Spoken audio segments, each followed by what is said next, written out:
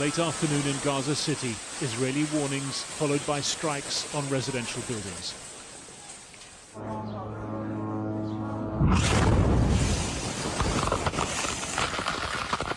The man who recorded this survived with scratches and bruising.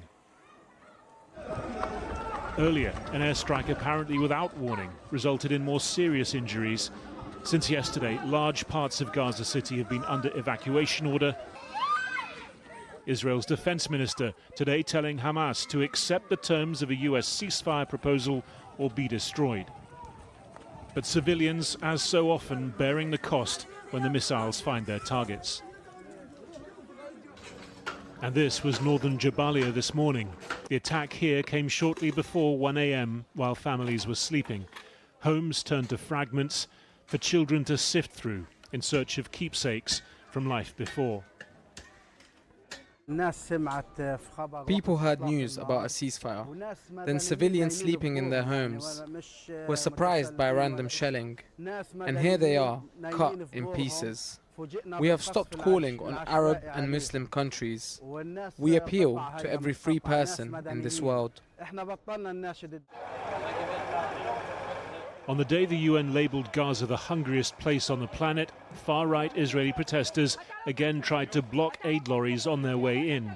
The draft ceasefire plan would allow for a full resumption of aid using UN agencies, but Hamas has yet to accept it. Their sticking point, the lack of a guarantee that Israel would not resume fighting. Instead, a commitment from President Trump to a permanent resolution if Israel and Hamas reach an agreement through talks. There are still some quiet spaces in Gaza. Here, in her grandparents' home, 5-year-old Wad has been given a new jigsaw. But how to make sense of what has happened to her and her family this week? On Sunday night, silhouetted against flames, she managed to escape an Israeli strike on the school where she was staying. Her mother, her brothers and sisters were all killed. Her father remains in hospital, badly injured. So far, she's not the Wad we used to know. Hopefully, gradually, step by step, we'll bring her back to who she was. We bring her toys to play with so she can forget a little. We're trying to bring her back to her senses, to her memory, to reduce the anxiety. We're doing all we can to ease the stress she's carrying.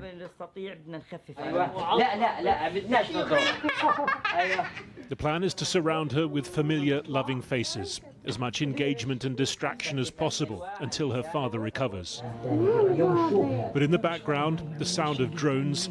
It's hard to block out the war. The memory that in their last 2 days alive, her mother and siblings didn't eat. Now she says she wants to buy flour so, with her father, they can make bread and eat together. What happened to Wad? Do you think surviving fire like that is insignificant?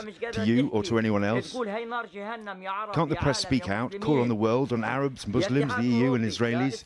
This girl was pulled from the heart of the fire by God, so you'd wake up and then